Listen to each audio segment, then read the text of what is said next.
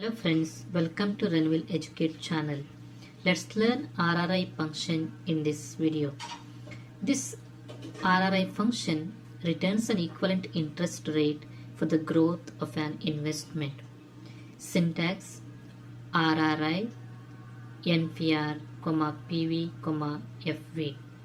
NVR is the number of periods for the investment, PV is the present value, and FV is the future value.